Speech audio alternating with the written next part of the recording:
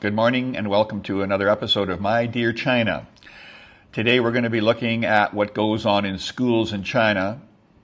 And the first thing I want to show or let you know is that we're using media from China only. We're not using Western media because the minute it's used, the Chinese folks in the media there will indicate that it's propaganda. It's propaganda. It's not propaganda. Some person has made a video, but because it's coming from the West, they don't like it. So, let's take a look at the video. Simple school project. A bookmark, but again, with serious nationalistic overtones.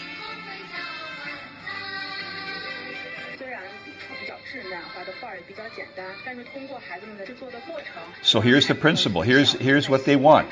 To learn to love the country. And again, a little poetry involved here. The whole concept is, it has a theme to it. Love your country. Fanatically.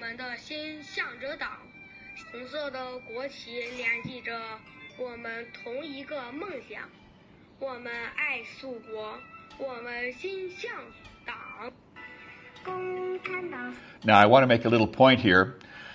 The CCP, just like the sun shining the earth, makes the earth brilliant. I want to go back to the CPC concept. For years, and when I was in China, it was known as the CCP. And their number one TV station was called CCTV. But the new government decided that they didn't like those two C's together because the minute you see CC, you think Communist China. So they changed them. They changed CCTV, their government TV channel, to CGTN. And they changed all of the advertising, and when they speak and when they write and in all of their documentation, they changed CCP to CPC. That way the two big C's are not together and you and I are not saying, oh, Communist China.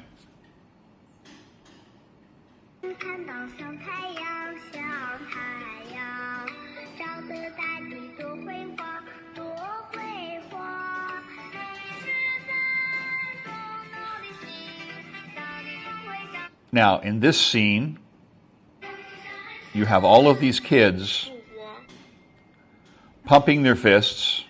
In this scene, we're looking at 35 kids with their red, everything has to be red, red foreground, red scarves, and these kids are probably in grade 3, and everything they do is in unison. It's just something that the Chinese government likes to do. Everything has to be done the same and the same way. So no individualism in any way, shape, or form.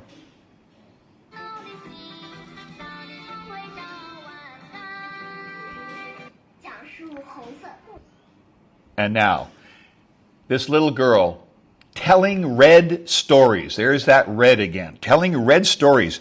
Inheriting red genes.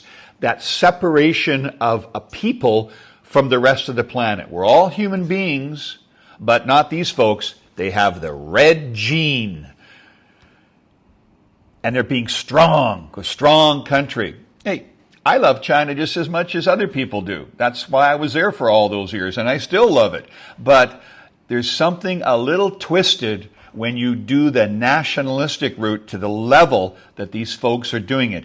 And with little kids, teach love of country, but don't teach fanaticism. And here comes the kicker.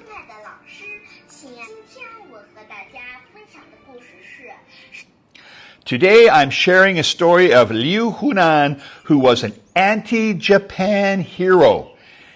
Here's this little girl learning about anti-Japanese. This drove me absolutely crazy because I had students in grade 11 and I would say something like, oh, I went to a school predominantly Japanese. You what? You did what? I said, yeah, I have Japanese friends. How can you? They're terrible.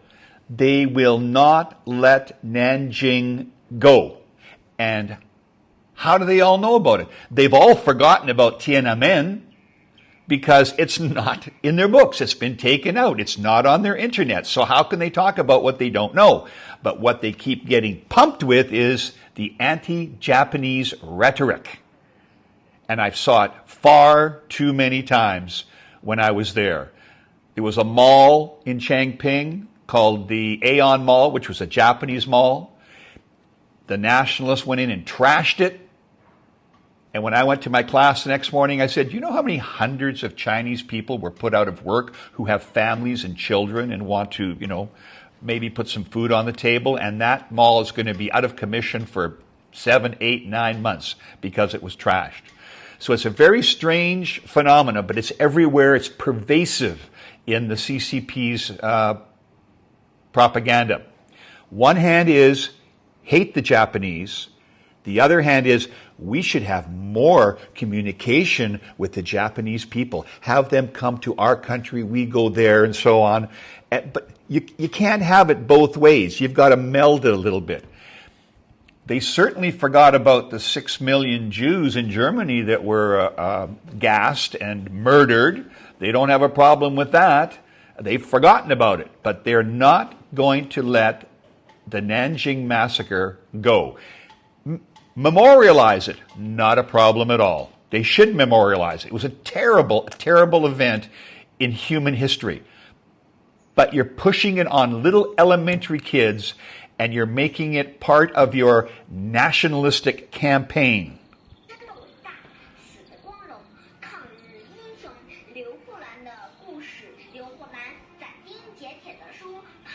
I am not afraid of death. I am a communist, she says. I can't think of a 5-year-old that I could go to in any other country in this world and say, are you afraid of death? Yeah, I'm afraid of death. No, I'm not afraid of death. I'm a communist. Who does? That's called propaganda, people. That's called brainwashing. That's as simple as that. And it's going on all over.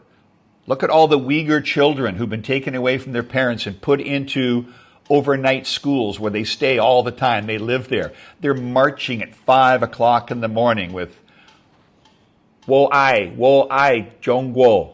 Or is that right? Wo Ai Zhongguo, right? I love China. I love China. What 5-year-old should be doing that at 2 or 3 o'clock in the morning? It's part and parcel of the propaganda, brainwashing of young children. And it's not right. It's totally not right. And yet that's what they're doing. Now, again, if some Western person goes in there and shows the same thing, immediately the CCP will jump on and go, propaganda. We don't do that. Yeah, they do that. And it's evidence. The evidence is right in front of you and it's on the internet all the time. The Chinese people are filming this constantly. I have video of it. It's not right. Children are to go to school to learn how to get along with other people of all races and not be told that your country is number one and that you should not be afraid of dying when you're 5 years old as long as you're doing it for your country. Sad scenario. Hopefully it changes in the education system in China because it's not right.